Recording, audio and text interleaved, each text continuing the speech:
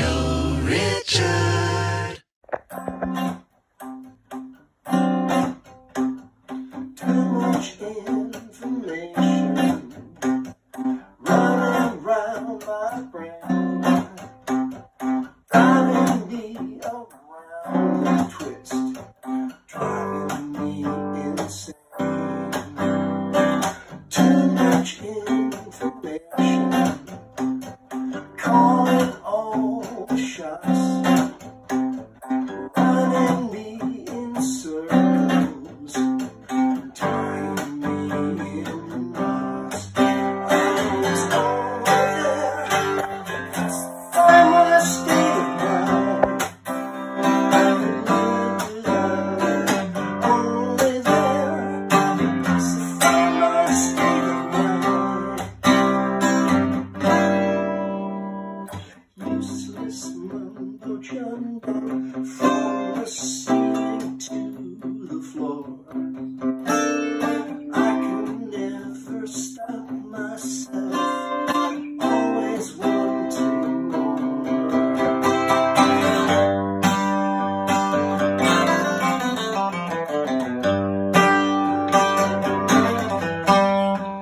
Too much information, each and every day, but the kind that makes me question is the kind they take away. And it's only there, it's to find my state of mind. I can live without it, only there, it's to find my state of mind. Ain't no doubt about it.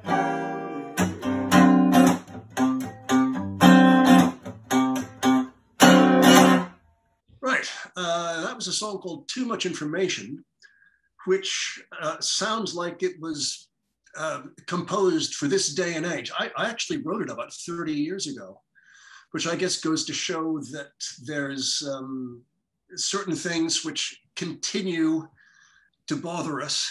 So Richard Niles. I'm going to guess. I am Richard Niles, and you are Matt Backer. It's been a long time since we've seen each other, especially naked. Yeah.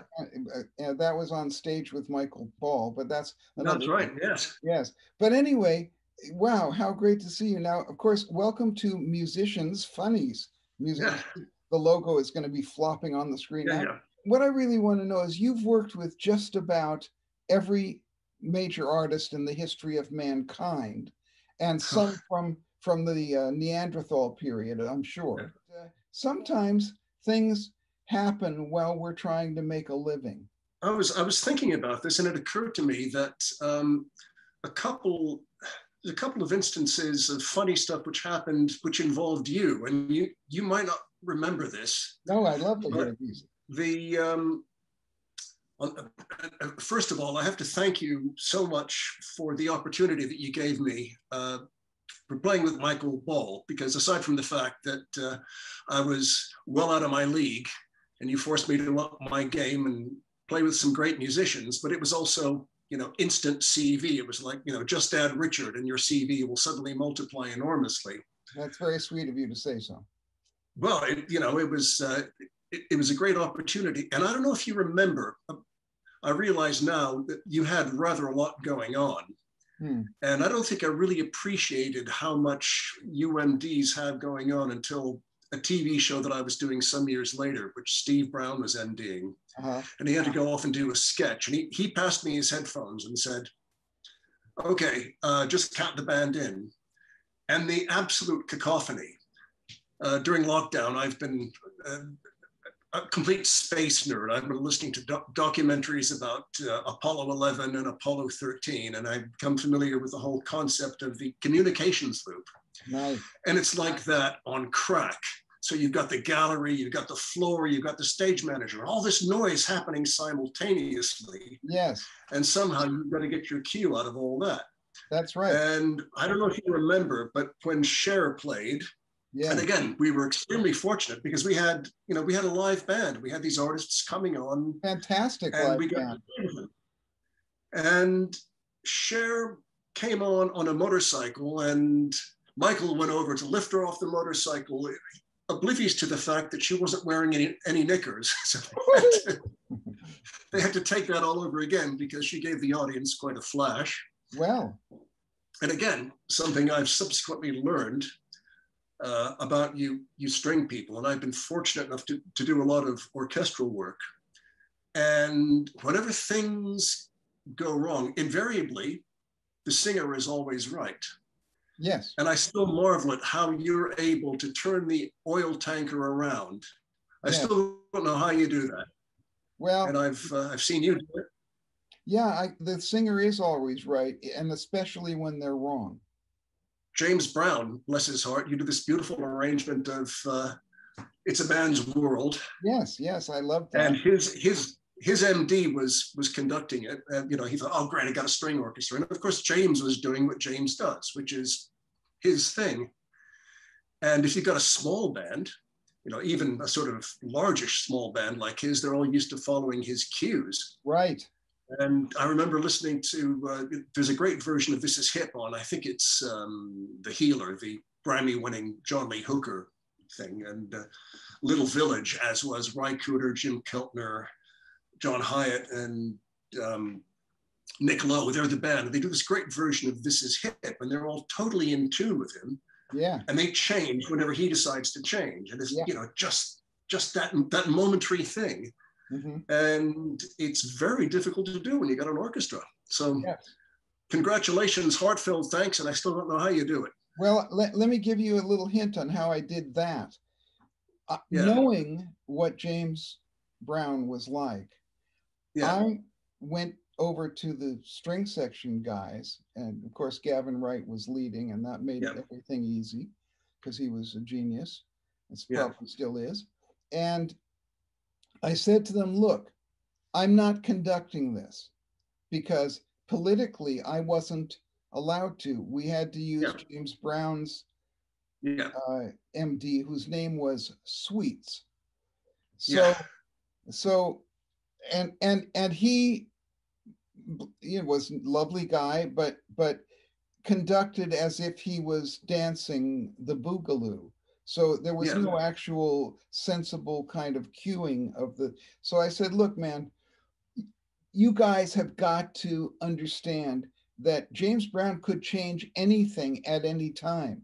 So when you see letter B could go on for the written number of bars, but it could also go on twice as long or 3 times as long. It depends on James Brown. So if you've got to ignore the guy who's dancing over here, because really he's not going to tell you anything. Look at James Brown all the time. I said he's the conductor. And so be prepared to change when he wants things to go on, or he wants sections to, rock out or something. Just keep going around that section. And I told them beforehand, and which is why they did that. And when it got to, what did we do? The other song we did was, I Got You, right? I got And that one went on and on, for ages, and so everybody was hip to the fact that and unfortunately I wasn't allowed to be on stage, which is a great sorrow to me because it was James Brown, but still it was great to do the charts and also to talk to James Brown, which I found tremendously fun. I thought he was a sweetheart, and we saw him in his curlers. Yes. And I subsequently learned that my cousin lives in Augusta, and I think prior to the time that we did the show, he'd had the famous police chase. Right. According to my cousin, he's a local treasure, and the local police force always looked out for him.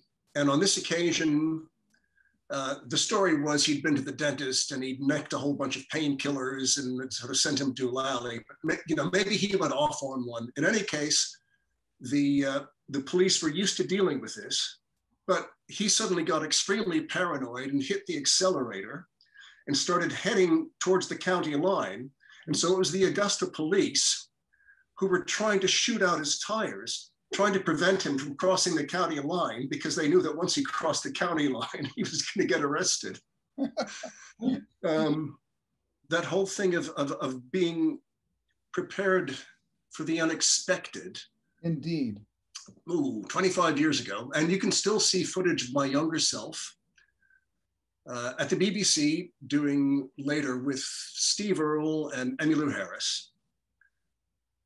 And originally, I'd been hired along with Marcus Cliff. I don't know if you know Marcus, great bass player. Yeah, yeah. And he played with Mark Knopfler and loads of people. We did lots of television together as well.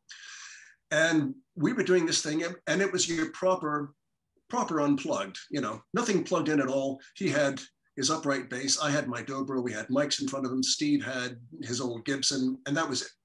That was, so we did one of the tracks that we'd rehearsed, although the rehearsal consisted of Steve mainly saying, "I hate rehearsing," and telling stories about how he used to score drugs in the old White City estate. Yeah. And then Mark Cooper, who has only recently stepped down as gatekeeper at the BBC, had the bright idea of not doing the second song that we'd rehearsed, but Emmylou Harris was on, and she was promoting her Wrecking Ball album, which Daniel Lanois produced. It's a great album. And she was doing it with his trio. So it was Brian and Brady Blade and Daniel on guitar and Emmylou. And it was really, you know, it was really raw and funky and cool. Nice. But she had a song on her album called Goodbye, which was a Steve song. And Steve also had the same song on the album that he was promoting. So Mark Cooper says, "Hey, why don't you guys do that song?" "Okay," says Steve. "Great. Okay, here we go. 5, 4, 3, 2. So they start counting down. So it was Marcus, myself, Steve, Emmylou, and Daniel. So Daniel's got this really cool Firebird 7, and he's going through a little early 50s Fender Deluxe, and it's turned down to like about 1, but it still sounds cool, and he's doing his wibbly thing, and he's got his duster coat, and he's got his big hat. And I thought, well, I don't know what's going on, but you know, hey, I just have to play dobro licks. So I just, you know, just listen to the one and then I follow that. So that's okay. And I still, to this day, don't know how Marcus did it. But, you know, it's okay if you're playing guitar licks, but during lockdown, I've had to do a lot of sessions on bass because I'm the best bass player in my price range. Oh, yeah. And you got to be on the one, you know. Oh, yeah. You got to hit the right chord on the one. And to this day, I still don't know how he did it because he was set behind Steve and he couldn't even see his hands. Right. But he got it. So I'm still thinking, well, this is sounding great. And here I am with legendary Grammy and Oscar-winning producer Daniel Lanois. So I'm feeling happy and comfortable. And Daniel's looking really cool. And suddenly he turns around with his back to the camera and he looks at me and he says, "What's the next chord?" Wow. Aimee and Steve looked really intense, and it still gets shown. I still get paid for it. And I'm actually very proud of it because it's one of those wonderful musical moments which just happened. And they both look very intense. And people have said to me, "Oh, you know, that must have been a song about an affair that they had because they look so absolutely, you know, so intense."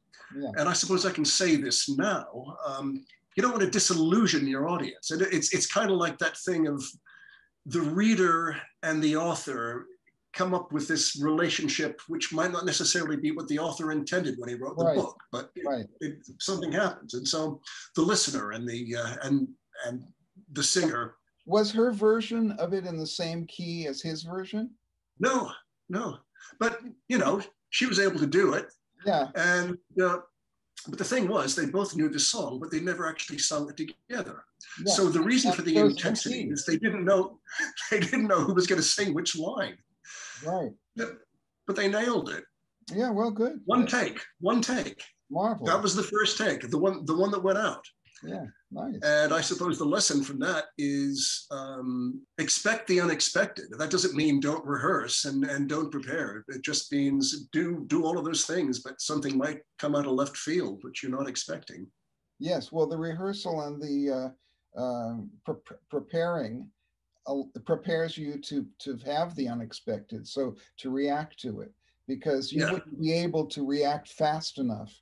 What people don't realize about studio musicians, you have to make really very, very fast decisions within a second of what to do. And you have to base that on the environment around you. So, I mean, look, you made a comment about how great it was that I hired you for that thing. But the times that I did hire you, which wasn't enough, but when I did, it was because I wanted somebody who could turn on hot rock bitch in a second.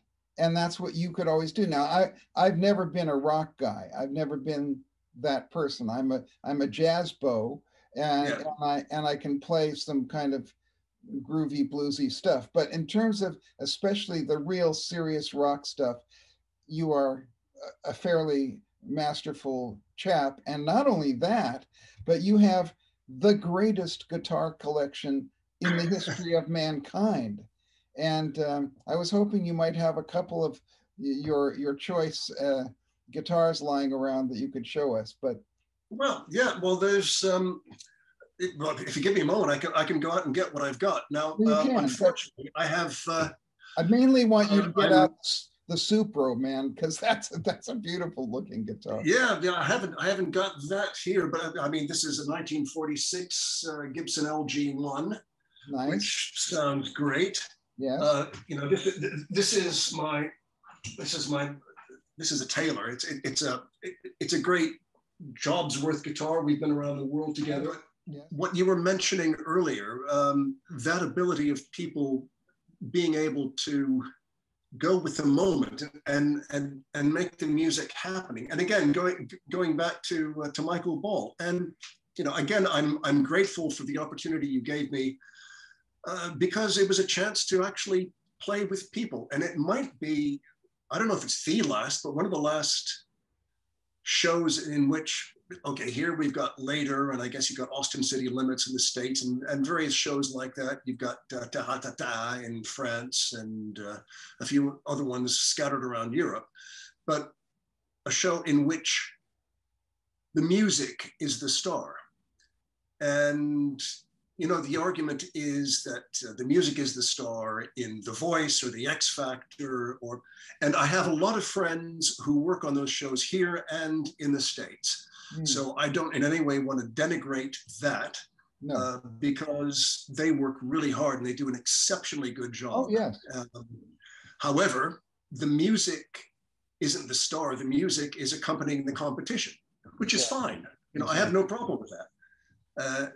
Like I say, it keeps a lot of my friends gainfully employed. Yeah. But shows in which the music and the performer are the focal point, and it's nothing else other than, right, this week we got Montserrat Caballé, and next week we're going to have Joe Cocker. Exactly. Which is what we did. Where does that happen anymore? Right.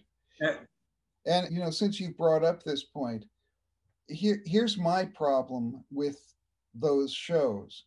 I was at a session for Boyzone. Oh yeah.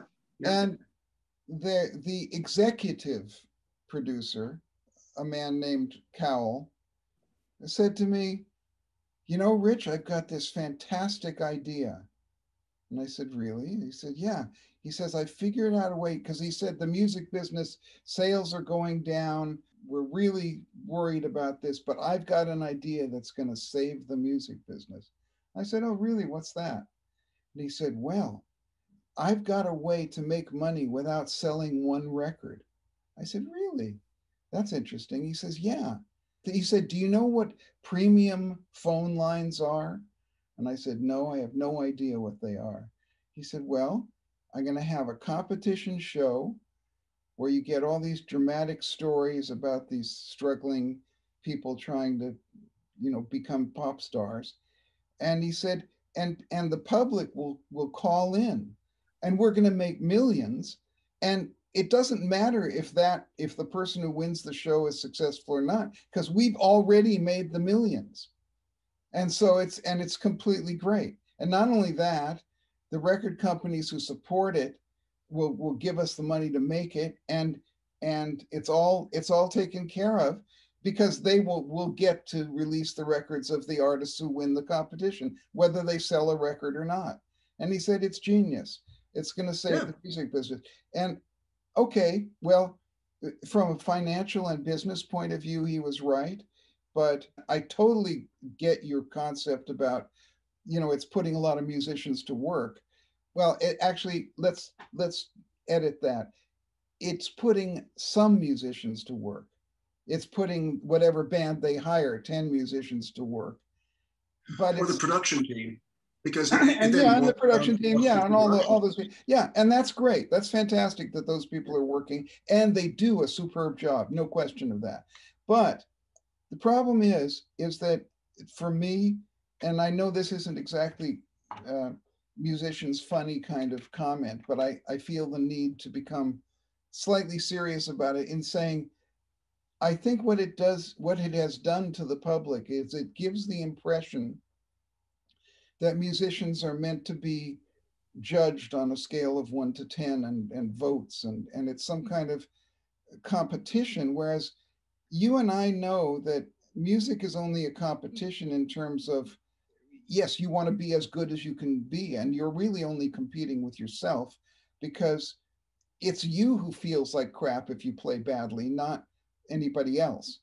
But I think that it creates the impression in the eyes of the public that music is not of value because it's something that you can sit in judgment of as if you know everything. And as we all know, opinions are like, as we all know, thing which I'm not going to say on Radio Richard, everyone's got one. And opinions, actually, the only opinion that matters is your own artistic opinion. And if you're constantly, the approval that you should be seeking is yourself, and I know how hard you work at the thing that you do, because you are the guy who can recreate any of those blues, rock, country sounds instantly, and you know just how to do it, and you have just the instrument to do it with, and that's a lot of work, and I don't think it helps. These shows help people appreciate how much work goes into this, and that artists should be respected, not judged. So that's me. That's my rant over with now. Yeah, but I think that's accurate, and it's also that thing of the American X Factor has a band, hasn't it? Or at least it used to. I guess so. All of the shows here, everything is pre-recorded. Everybody does it in a studio, and then the artist comes out and they do their thing, and they're singing to track. Yeah. And that the kind of interaction on one of the rare occasions when there was a bit of freedom, and I went out with a few of my colleagues, and we got together and we were just sitting around, just catching up with each other. What everybody was saying was, well, first of all, when they finally got a chance to actually play with other people for the first time in ages, they played a song with other people and then said, oh my God, that was exhausting. Do I have to do another one? So a lot of what we used to do and just take for granted, we're going to have to build up, and actually physically. Yeah.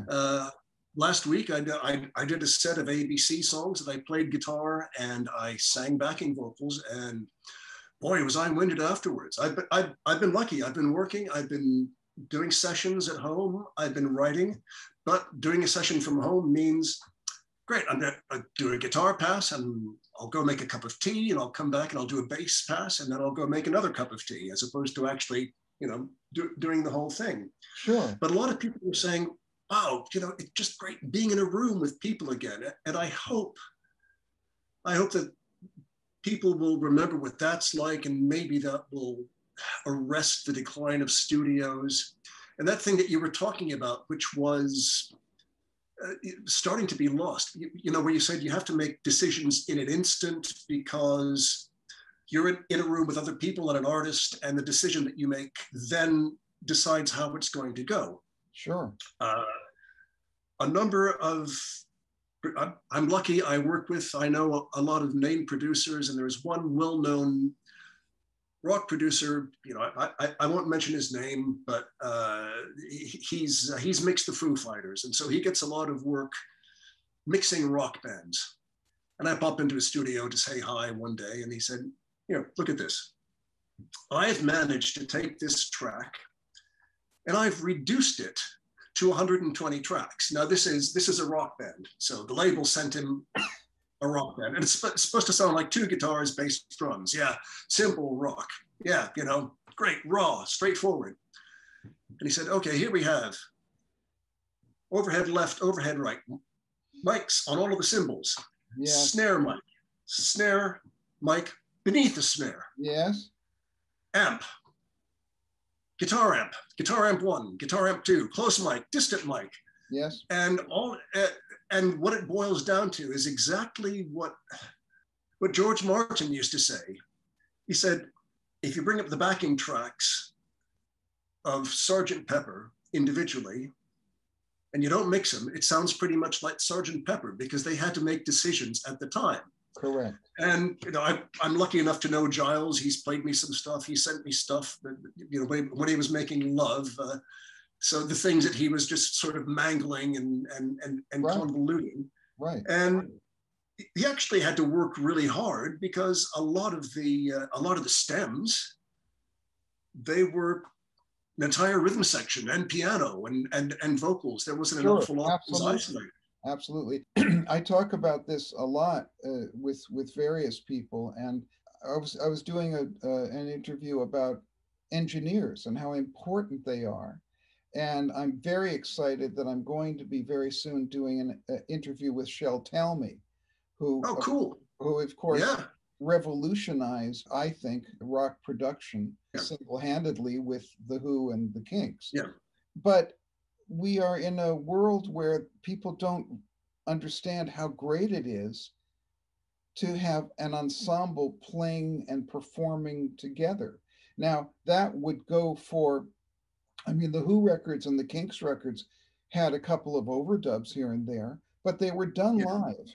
And the Rolling Stones records and all those great records that we all love. And the rhythm sections of the Beatles were done pretty much live. And not only that, this then moves into all my orchestral work, where for years and years, I have always said, if there's a singer involved and they want an orchestral arrangement, let's do it live. Let's do it live. Yeah. Now, when you're working with somebody like Denise Williams, there is no problem doing that. But most singers are scared to death to do it. Yeah. And so there's a certain excitement that happens in the room when you are in a room with either, let's say, 6 people playing together beautifully and having fun, or 60 people. Not very long ago, well, just before the pandemic struck, I did this record here, which is music for Tomb Raider. And a friend of mine, Peter Connolly, wrote all this music, and he came to me and said, I've loved all the stuff that you've done for the Pet Shop Boys, and I loved all the stuff you did for so-and-so, and I'd really like you to arrange all of these orchestral pieces for me, but I want you to not just orchestrate them, but I want to see some of that Richard Niles stuff in there, and I want you to do whatever you think, you have complete carte blanche to do whatever you want. And I got to go into a studio with the finest studio band I think I've ever used in my entire life, and that's saying something. Yeah. To record this stuff.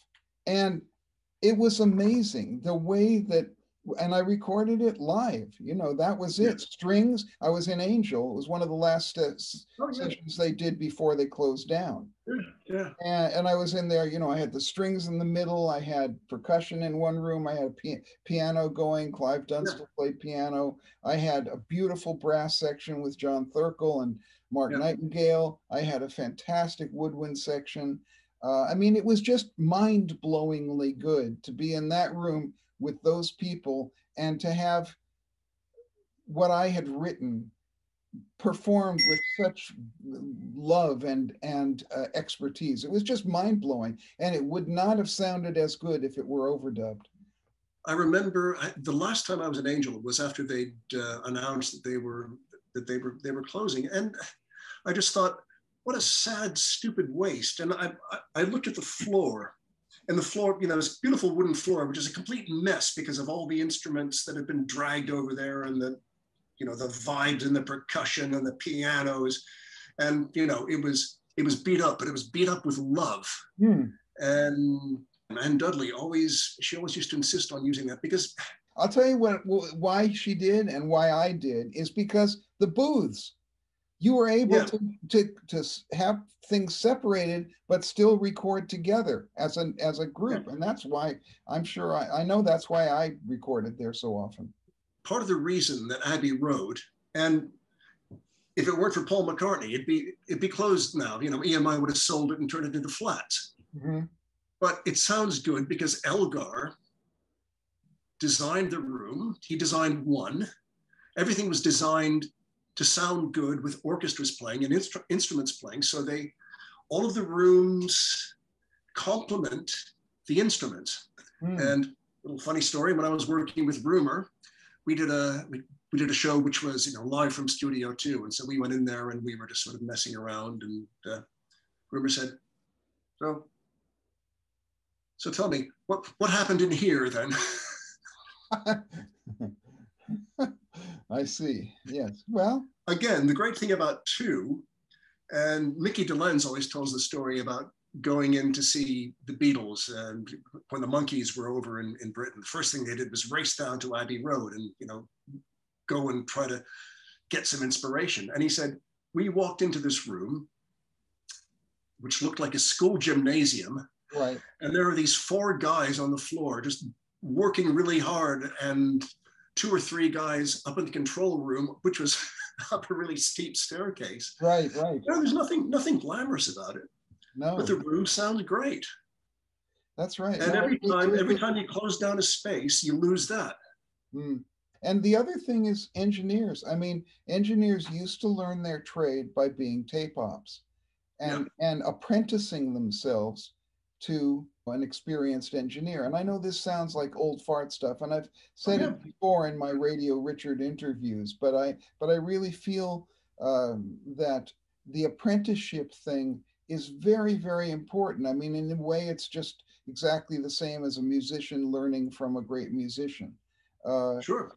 Yeah. And I'm going to do another small rant. Everybody is in their rooms working on their own, and you know, they're not even playing the guitar and the bass and the instruments themselves. They're using existing loops, not just loops of rhythm patterns, but actual musical loops that you can buy now, where you can put a whole song together using somebody else's chord progression, somebody else's drum beat, somebody else's song form.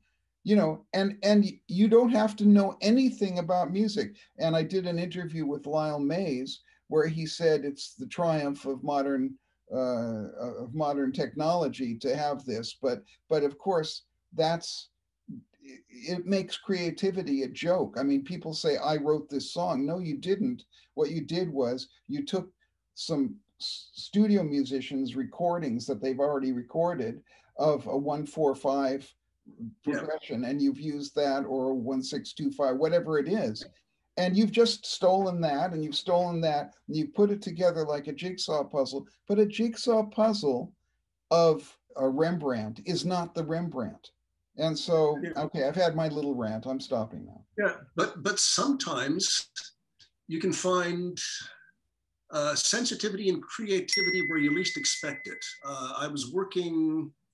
I've worked a lot over the years with a great underrated singer and writer, a guy called Noah Johnson, who he's Welsh, but he was working some years ago with some people in the Wu-Tang Clan, and you know, like you afforded me a great opportunity, and he afforded me an opportunity to work with some of these people. Flew me out to New York. We'd go out to their studio, which was in darkest Brooklyn every day. And they'd send a limousine for me to take me take me down into the hood because, you know, they were worried about me. You know, they wanted me to be safe. Yes. And there was this house that they all had, which had different production suites. Now, first of all, I got Choco, who is the Woo's main DJ. Anybody who says that, you know, DJs just sort of cut up other people's records, a real proper DJ. Choco's mother, well, he's actually trained as a clarinet player. His mother was actually in the film of Little Shop of Horrors and was also a classically trained musician. So what he doesn't know about music isn't worth knowing. He's extremely sensitive and extremely talented.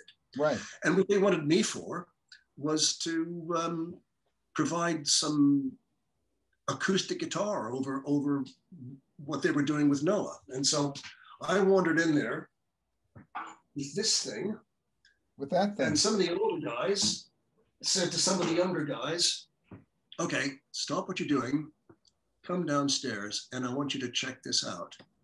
So I was just doing acoustic overdubs, which I've done all my life. Yes. And you could have heard a pin drop because all these people just watching what I was doing, listening to what I was doing. The engineer turned to his son, who was, so see, that's how that happens. You don't get it from a loop. Right, exactly. Exactly. And they all, and, you know, they all went away and, you know, sort of beaming. And follow on from that story, at the time, I remember we were rehearsing in SIR. And I was being put up at the Royalton, which was, I think, what's that, 44th Street. So SIR in New York, what's that, 22nd, 23rd? It was a nice day. And we decided to go up to the Royalton. So I was there with, you know, this posse.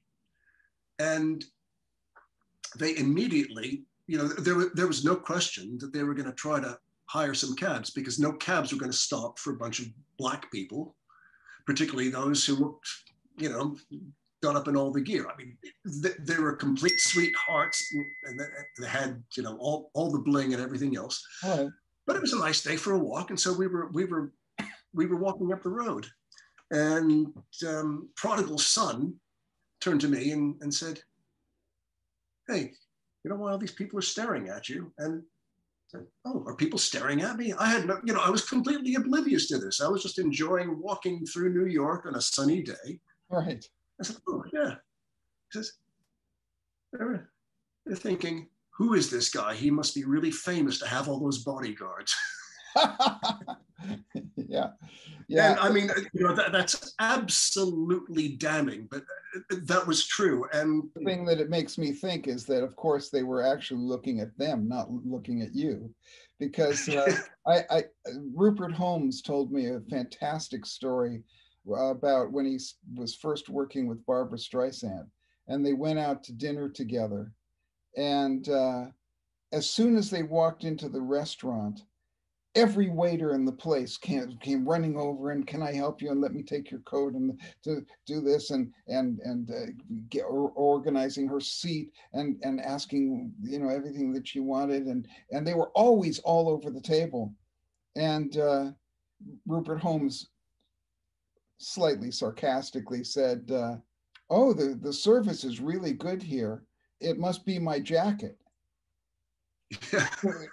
And Barbra Streisand looked over at him and said, oh, it is a nice jacket, yes, and went on with her meal. She didn't get the joke that it was, that because it happened so often to her, it was nothing. Well, Matt, I can't believe you don't have any ABC stories. Come on.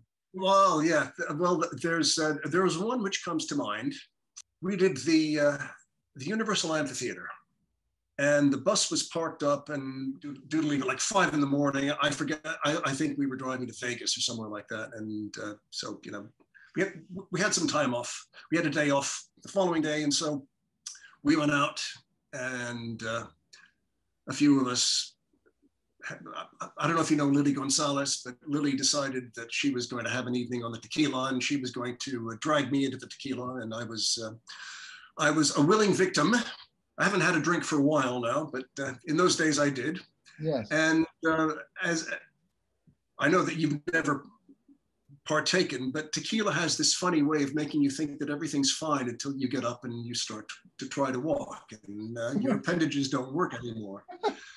And so we got up and left the bar and then went back to the bus, which was parked in the lot at Universal. You could look down into the lot, and the set for Desperate Housewives. So Desperate Housewives was still being filmed at the time. So this must be what, 10 years ago? I don't know. But I thought, I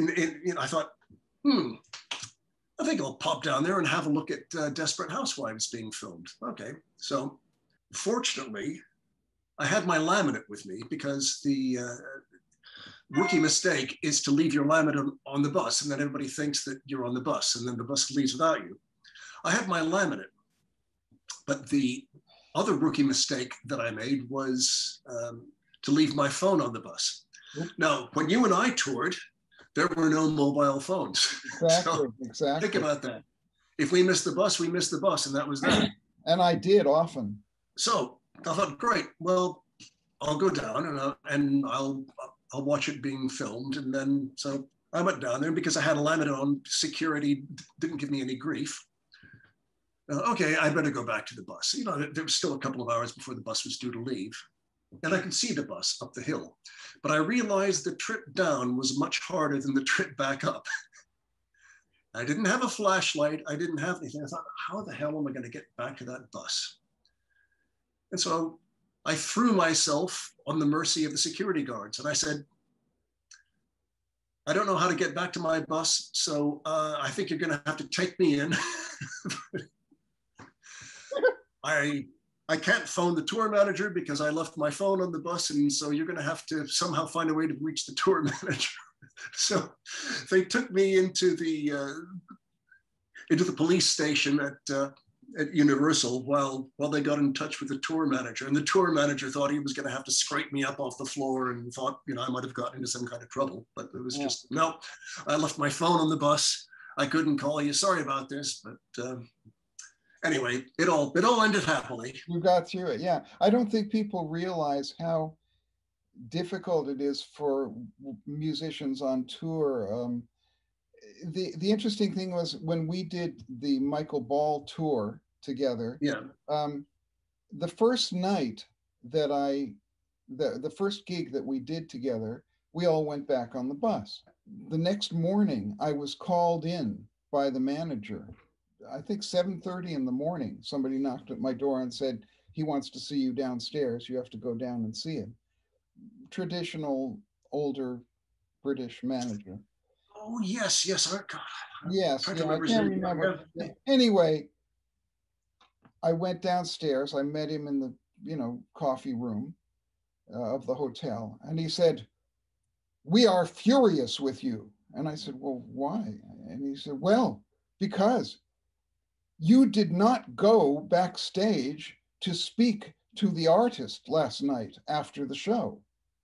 And I said, "Well, you see, the bus left immediately and I wouldn't have been able to get back to my hotel, and I had all of my equipment." They said, "That is not our affair. It is customary in the theater for the musical director to come back to the dressing room and confer with the artist about the show and about anything that they might want changed." And I said, "Well, yes, but how am I going to do that? The bus leaves very quickly and I have to get my stuff." They said, "That is not our problem. That is your problem," he said. Yeah. I said, "I see." So what happened was, for the following, I think there were 18 dates of that tour. And for the following 17 nights, I had to get a taxi back to the hotel because I had to go backstage. And then it would have been okay if I could have just seen Michael and said, "How was the show? Oh, it was great." Or, let's think about what we're going to do in song number 3 or whatever. Oh, no. So I went backstage every night, and there was a party going on around here. Yeah. a celebration to last throughout the year. I mean, it was, Yeah. if you don't mind the quote. And so, you know, everybody else had brought their good times and their laughter too, but not me, because I was waiting to try to catch that bus, but Yeah. I never did. And so every night I had to wait for this enormous, wild party going out. There were usually at least about 30 people in his dressing room, Yeah. going bonkers, driller killer, Yeah. with great amounts of liquid refreshment. Yeah. And then after I'd waited an hour and a half or 2 hours for this party to be over, then I would get that moment when I said, Michael, can we talk now? He said, yeah. How was the show? Oh, great, wonderful, marvelous, dear, marvelous. And that was it, every Yeah. single night. So people don't realize how tough it is to be on a tour.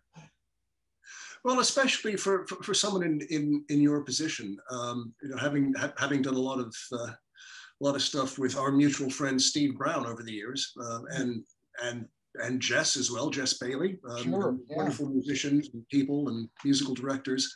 Yeah. You know, particularly when Steve and I were on tour with Coogan, with Steve Coogan. Right. And that was, you know, that was an amazing tour, and it took up the best part of a year. And you know, we would roll into town and take over a theater for 3 weeks or longer.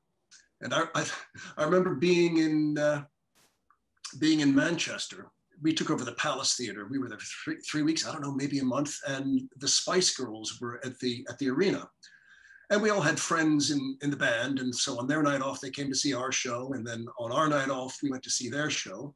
Right. And I was there the night that Posh pulled Bex. And it was very much a case of Victoria pulling David Beckham.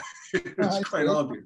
I see. And everybody in the band who were all football fans would go, "Ooh, that's David Beckham over there." And you know, Mal Maddock, rest his soul. Bless him. You know, he was sort of, you know, he was always a great observer of people. He was observing the situation, and it was completely wasted on me. You know, I had no idea who David Beckham was. I wasn't remotely interested in Manchester United. No. What was going on? But I was there for that historic moment. But yeah, going back to what you were saying, what Steve used to have to do was to go and deal with Steve, and also, you know, we had Simon Pegg and Julia Davis on the tour with us, who've now become megastars. Yes. And it could be argued that the music was never. It wasn't just an addendum, but it all had to tie in with the drama. Yeah. And at this particular time, you know, Steve had a reputation for being a bit of a Coogan, that is, not Brown. Yes. For being a bit of a wild guy. Yes. And again, you know, that's all gone. He's now squeaky clean. But he was always extremely focused, very hardworking. I had some good times with the slightly wilder guy on nights off, but you know, when there was work to be done, there was work to be done. Yes. And he was focused, and Steve Brown was focused, but you know, Steve had to be able to talk to Coogan and make sure that the timings were right on the dramatic bits. And of course, Steve Brown has this great dramatic sense, and then relay the information to us. Yes. You know, at which point we were relaxing in the bar. No relaxing in the bar for Steve Brown, thank you very much. No. Because also at the same time, he was doing Lenny Henry's TV show. So he was doing parts for that. Yeah. So, you know, very, very hard work for you guys. Yes, it is. Indeed. It's a job of masterful diplomacy and not getting much sleep, because you're always having to work when everybody else is relaxing. I'm so glad that we get this chance to kind of show people a little bit of the behind the scenes of what's actually going on. What song are you going to do for us now? Okay, well, this is a song that I wrote fairly recently. I co-wrote it with somebody I believe you know, Susie Webb, who was a neighbor of yours, and she sung with everybody, you know, Queen, The Who, you name it. And we were collaborating on songs, and this just kind of occurred to us, and we knocked it together very quickly of an afternoon. And it's based on a true story. It's called The Dictator's Daughter. And I have a number of friends, I won't mention their names, but they discovered that their putative fathers-in-law were not necessarily the businessmen from another country that they purported to be, but had some kind of rather dodgy background. So anyway, this song is called The Dictator's Daughter.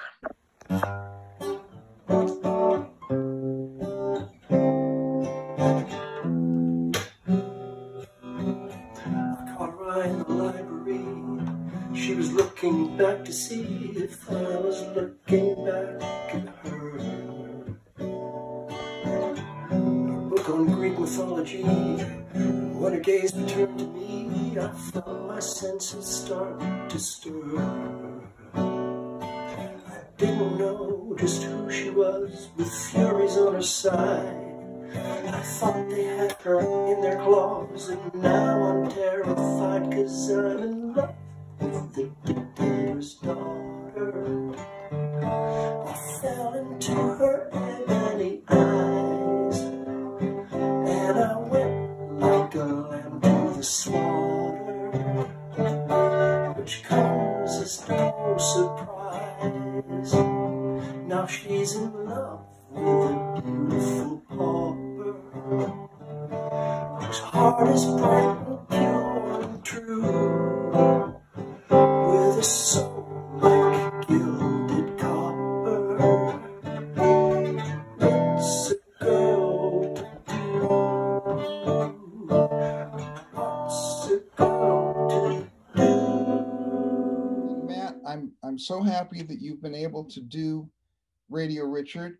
Your musicians' funnies have been lovely, and it's great to be able to talk to you again. And I think it's the best thing for me is that you're able to sing some songs for us as a solo artist, because that proves that you're not just Matt Backer.